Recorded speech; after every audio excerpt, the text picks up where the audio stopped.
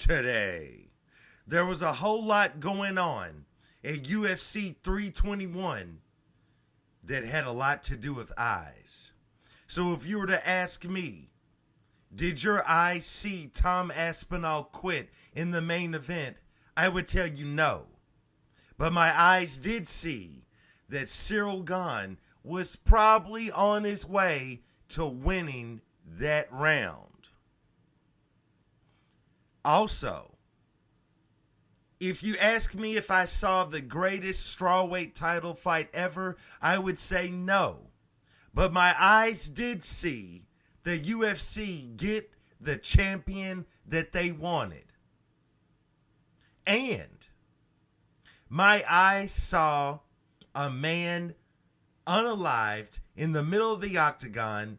They just built a fence around him so you could go pay your respects to him. I also saw Rakic dropped from a jab. And finally, I saw the hit that I put out on Mario Bautista fulfilled. All of this and more on today's episode of Matter of Fact MMA. What's up? What's happening? Let's go. What's up, guys? We right back at it. We right back with it. It's your boy, Matt, and we are here after UFC 321, and there's some takeaways. So today, on this video, all I'm going to talk about is about 5 things that were my takeaways from UFC 321. Overall, was it a good card? It had moments, but it might have been terrible. But nevertheless, let's start with the main event. At the tippity top, Tom Aspinall versus Ciryl Gane is ruled a no contest.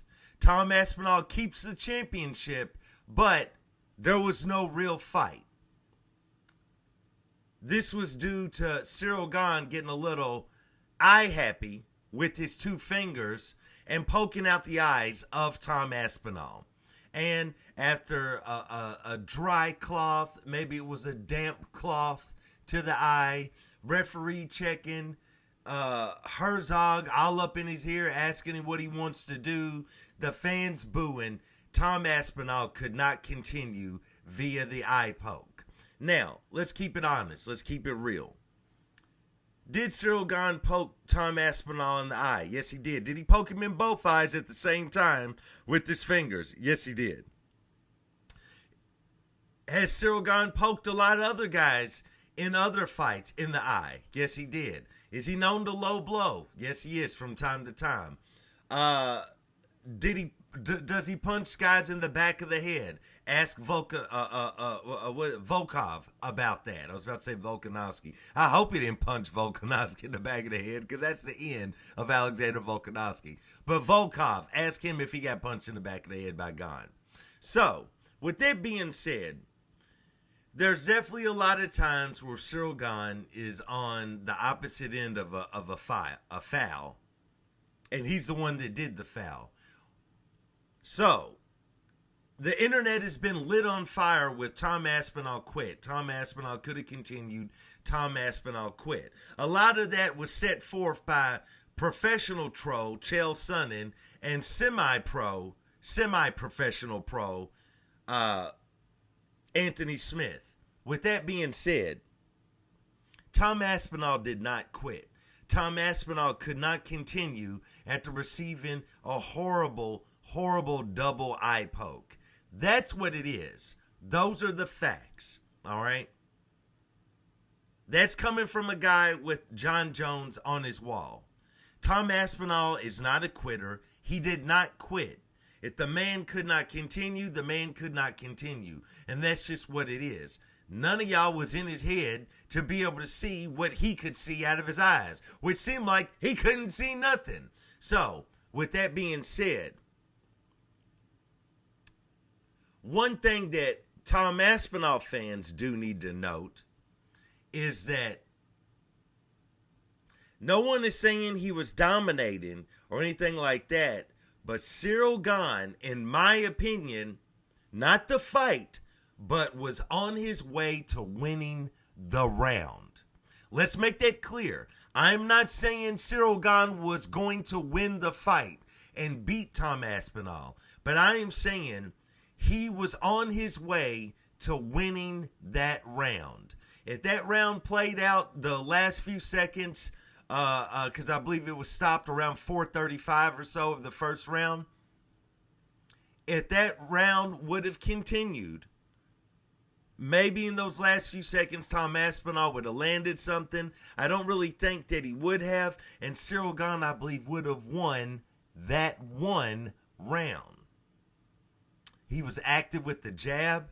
His movement seemed to look good. And this is something else people aren't saying about Tom Aspinall. We have been used, other than when he went in there and his whole leg fell off against Curtis Blades, the first fight, we are used to seeing Tom Aspinall go in there, implement very, very tactical footwork, strong jab, strong punches, extremely accurate, and if he shoots, guys are going down, and he's moving in position for a submission. What I saw in this fight was Tom Aspinall attempt a shot. Ciryl Gane did not go for it. Ciryl Gane kept circling and evading Tom Aspinall's strikes. He wasn't able to land a lot. And in my opinion, before he got eye poked, he was beginning to display what I would call nervous energy. I am not saying Tom Aspinall was about to lose the fight, but I'm saying anytime your boy spins around for no reason, and let's not lie and act like there was a spinning back fist that was thrown or an elbow. Tom Aspinall was attempting to set up stuff and could not against Ciryl Gane. And so randomly, seconds before he was poked in the eye, the man does a random spin because he's trying to figure out, what do I got to do to catch this guy? Now, if you've seen a lot of Ciryl Gane fights in the past, that's generally something he does, but what I was informed by the Tom Aspinall fans is that wasn't going to work. And it looked like, from what we saw thus far in that fight, it was working. It was working. Because Tom Aspinall, not saying he was out of the fight, but I am saying, I'm not saying he was losing. I know there's a thing going around that he was starting to get tired. I don't believe any of that. But I do believe there was some nervous energy that he was displaying towards the end of that round. He didn't quite... Tom Aspinall, to me, strikes me as a fighter that has a plan A, a plan B, and a plan C. Plan A, I'm going to go out there, move around on the feet, land good, strong jabs, have good movement, and then eventually I'm going to catch him with an accurate shot and drop him. All right? Plan B. I'm going to go out there. I'm going to move around. I'm going to get my opponent in position. I'm going to take him to the ground, and I'm instantly going to go for the submission. Plan C. We've never seen Plan C because he's never really faced any true adversity.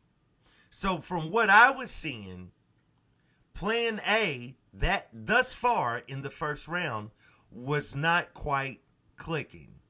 Plan B, because he did go for a shot, he did go for a takedown, and it was stuffed, or it was waved off.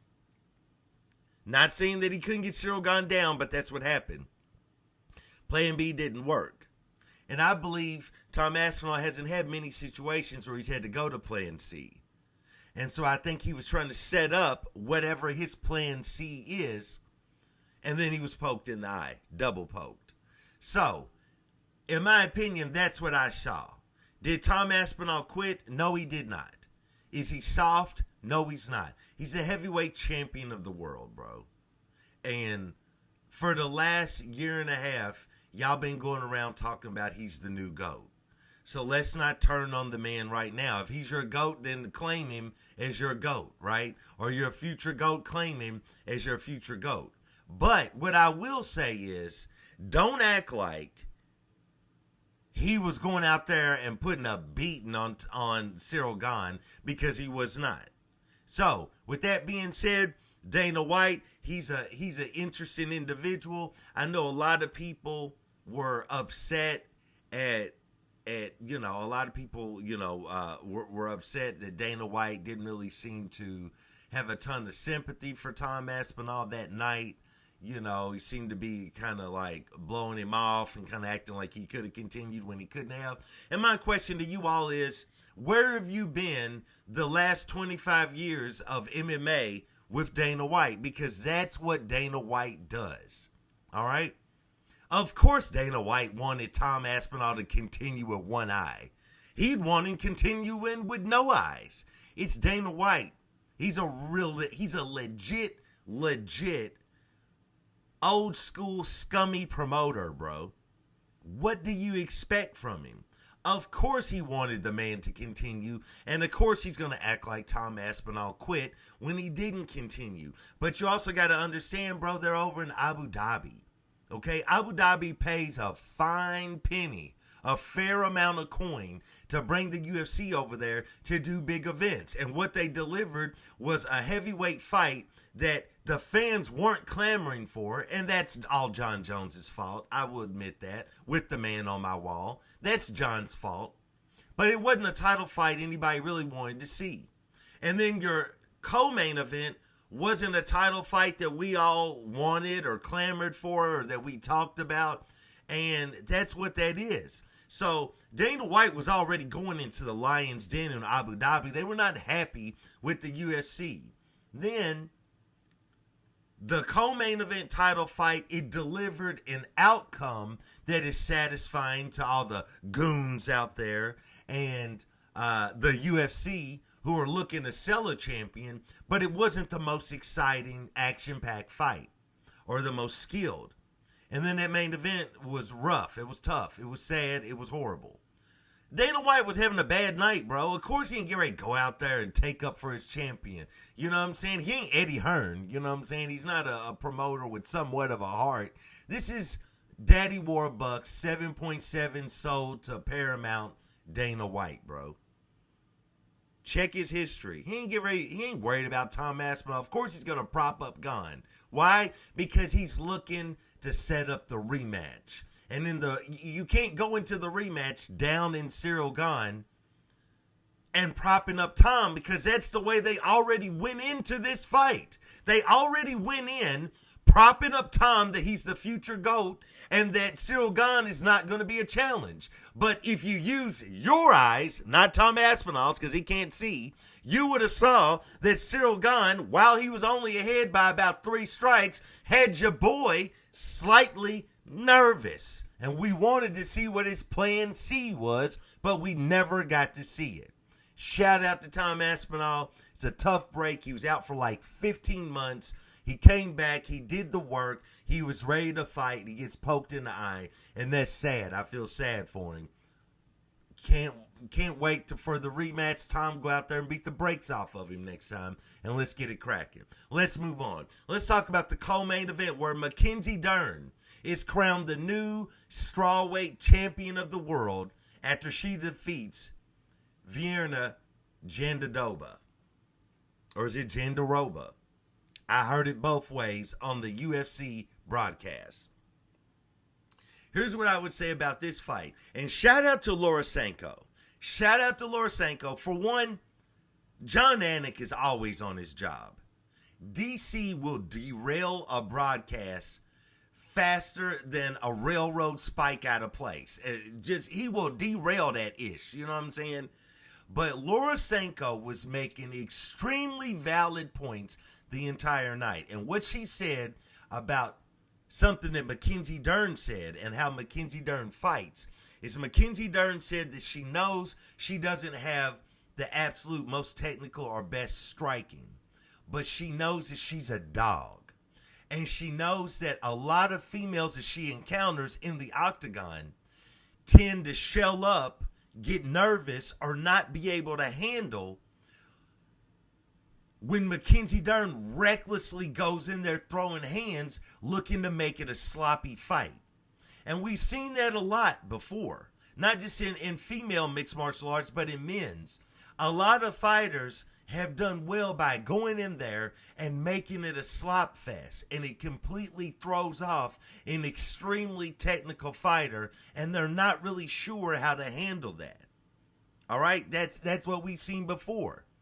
So that was a very valid point, because as you're watching this fight, you're like, man, this is a little bit sloppy here and there. It's not the most technical. It's not the most action-packed. But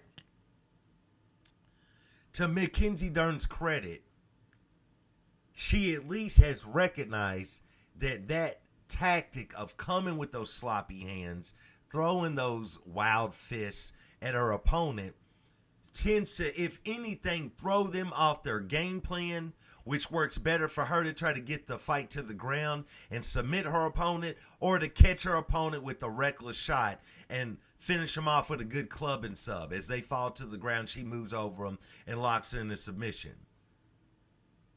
Was it a good fight? I wouldn't necessarily say it was a good fight. Is it a bad fight? I wouldn't necessarily say it was a bad fight. You just had two fighters whose skill set doesn't include the most technical striking on the feet. Nevertheless, like I said at the top of this video, the UFC got the outcome that they wanted. You know what I'm saying? Holler at Anthony Smith if you need to understand more of what I'm saying, as he put his foot in his mouth talking about if Virna won this fight, it was going to be a disaster, an absolute disaster for the UFC. And you know why.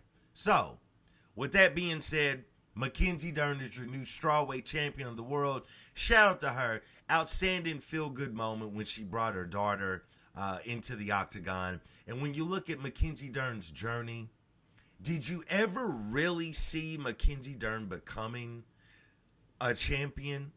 Did you ever really see this woman's fought at 125, 115? Did you ever really see her becoming a champion? And when you think about the ups and downs she's had in the octagon, to like her fight with Jessica Andrade, and you just felt the sympathy for the girl, but she was dog tough and she refused to quit, but she got the brakes beat off of her. How about when she fought Amanda Lemos and she was getting the brakes beat off of her, but she refused to quit. She would not give the knee. She would not submit. Shout out to her, man. She weathered the storm. She outlasted everyone. She waited until Zhang Weili left the division, and the UFC slotted her in, and now she's the champion. So shout out to her. Let's move on. Let's talk about Umar Nurmagomedov. Goes out there and defeats Mario Bautista, that scoundrel. Mario Bautista, the man who has plagued my life since he defeated the King of Rio, Jose Aldo. And as I said in my pre-fight video, my preview for this card, I said that I summed up, that I gathered up every coin that I had, and I put a bounty on Mario Bautista's head. And Umar Nurmagomedov fulfilled that bounty. Mario Bautista has been defeated, and that's all we care about. Shout out to Umar. He moves forward. Shout out to Coach Khabib, who made his way into the octagon but never really got a chance to speak because he ain't that type of a coach. You know, he ain't the Suge Knight. I'm sorry, he ain't the Diddy. Pause. Of the MMA world, where he's going to be all in his fighters' videos, dancing, talking, taking up all the spotlight. Not Khabib. Shout out to Umar. He goes out there and gets a win. We'll see what's next for him. How about Rackage? How about Rackage getting dropped by a jab by Asmat? How about that? How about Asmat is still undefeated? How about he moves forward? I'm interested to see where the UFC tries to place him. They're light heavyweight. You know, that division could be heating up, especially if Pereira eventually vacates the title because he's going up to heavyweight to fight an eyeless Tom Aspinall. Shout out to that. How about Jailton Almeida going out there and losing to Alexander Volkov, which was quality. Volkov almost beat Almeida off the ground with ground strikes from his back. That's what Almeida gets. If Almeida ever recognized that there's a thing called ground and pound, there are things called, these are called elbows. These are called elbows, Almeida. If he could ever recognize any of that, he might be the greatest heavyweight ever. But he just gets his opponent to the ground, and if he can't figure out a way to cinch up a submission, he lays on him. Shout out to Volkov. He had that mane of hair flowing. You know, I know it was braided that night, but if you see him at all fight week, you knew what I was talking about. Man, Volkov, the entire fight week, he had that Viking storm the villages hair. You know what I'm saying? He had that Viking leave no women or children behind type hair. You know what I'm saying? This homie was ready to storm the villages, pillage, plunder, take the treasure, and leave. You know what I'm saying? Shout out to Volkov. He goes out there and gets a win. I mean, man, I think that might have been all I really wanted to discuss. I think that might have hit all of the points that I wanted to hit. Let me just check my notes. But, dude, very, very, very interesting night of fights. Not saying it was the best night of fights, but very interesting. Main event was a letdown. Co-main event was sort of a letdown. For the most part, it was. Nasparat Hasperaz. This was the homie that was unalived in the middle of the octagon. This homie was unalived in the middle of the octagon, and they just left his body there. They built a fence around his body so his family could come pay their respects. But that homie, it might have been why Tom Aspinall got poked in the eye, because he had to keep dancing around Nasparat's lifeless unalive body in the middle of the octagon, because this man was dropped by Quillen Salkill with the most devastating kick that jarred his whole head, loosened his neck, his head rolled off, his body fell flat to the ground, and he basically became a tree stump in the octagon. Shout out to Quillen Salkill as he goes out there. It's a major win. Stays on his win streak. I'm anxious to see what the UFC does with him from there. So, those are the fights I wanted to talk about. That's what I wanted to cover. Please like, subscribe, comment. Let me know your thoughts about the main event. You know, I don't feel like he quit, but did Tom Aspinall quit? What was going on with Ciryl Gane? What was going on in the co-main event? And were you sad when Hasperat's, unalive body was left in the middle of the octagon looking like a tree stump? You know what I'm saying? What did you feel about that? Please like, subscribe, comment. Let me know what you think. And once again, I do want to thank you guys for joining me for another episode of Matter of Fact MMA. And I'll check you next time. Peace.